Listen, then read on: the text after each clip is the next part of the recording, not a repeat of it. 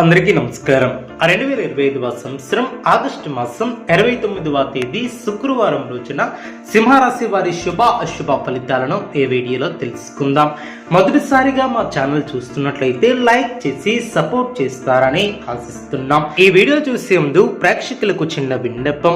శ్రీ లక్ష్మీదేవి అమ్మవారి ఆశీస్సులతో జ్యోతిష్యం చెప్పబడిన విద్య, ఉద్యోగ, వ్యాపార సమస్యలు, ప్రేమించిన వారు దూరం కావటం వంటి సమస్యలు, స్త్రీ పురుష వశీకరణం చేయబడిన ఇంటి సమస్యలు కానీ, శారీరకంగా కానీ, మానసికంగా కానీ ఎటువంటి సమస్యలు ఉన్నా సరే పూజారి గారు ప్రత్యేక పూజలు చేసి మీ యొక్క సమస్యలను పరిష్కరించేదన్నాం.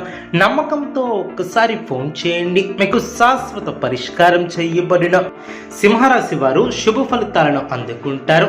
స్పష్టమైనటువంటి ఆలోచనలతో మంచి ఫలితాలను సాధిస్తారు.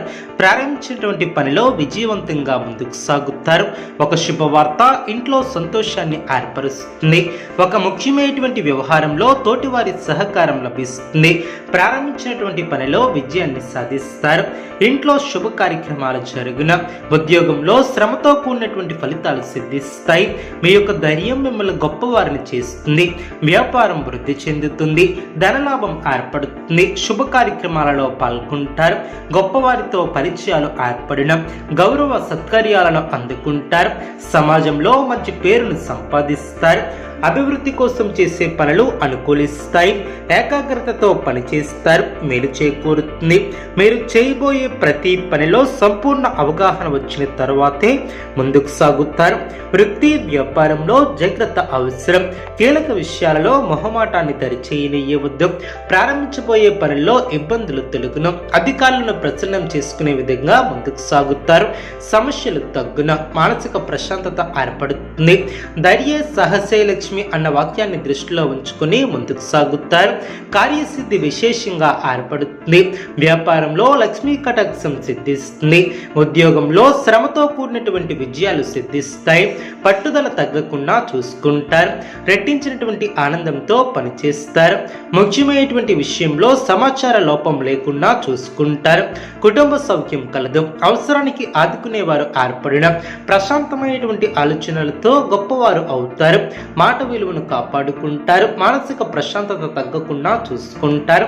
అనుకోని విధంగా ఆర్థిక అవసరాలు పెరిగే అవకాశం ఉంది.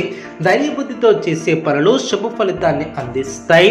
అదేవిధంగా ఆత్మవిశ్వాసం ముందుకు నడిపిస్తుంది. నలుగురిలో మంచి పేరు ప్రతిష్టలను సంపాదిస్తారు. ఆదాయం బాగుంటుంది. చేపట్టే పనుల్లో ఒత్తిడి తగ్గుతుంది. ముందు చూపుతో వ్యవహరిస్తారు. వినోద కార్యక్రమాలలో పాల్గొంటారు. నూతన వస్తువులను కొనుగోలు చేస్తారు. శరీర సౌఖ్యం కలదు. బంధువులతో ప్రేమగా వ్యవహరిస్తారు. భోజన సౌఖ్యం కలదు. అదృష్ట సిద్ధి ఏర్పడుతుంది. ఆర్థికంగా బాగుంటుంది. ఆరోగ్యం కుదిరిపడుతుంది. సమాజంలో మంచి పేరును సంపాదిస్తారు. భూ సంబంధిత వ్యవహారాలు లాభిస్తాయి. ఆధ్యాత్మిక కార్యక్రమాలలో పాల్గొంటారు. కొత్త పనులను ప్రారంభిస్తారు. అదేవిధంగా శ్రమ పెరగకుండా జాగ్రత్త వహిస్తారు. చక్కటి శుభయోగాలు ఏర్పడిన లక్ష్య సాధనలో ముందుకు సాగుతారు. పోరాట పటమ పెరుగుతుంది. తోటివారి సహకారం ఏర్పడుతుంది. చిత్తశుద్ధితో చేసే పనులు ఫలిస్తాయి. అదేవిధంగా అనుకూలత ఏర్పడుతుంది.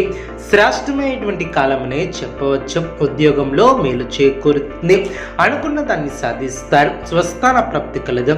గృహమున నూతన కార్యక్రమాలను ప్రారంభిస్తారు. రాజకీయ వర్గాల వారికి పదోన్నతులు పెరిగిన చిన్ననాటి మిత్రులతో వివాదాలను పరిష్కరిస్తారు. దూరపు బంధువులతో పాత విషయాలను చర్చిస్తారు. గృహమున శుభ కార్యక్రమాల ప్రయత్నాలు ఫలిస్తాయి.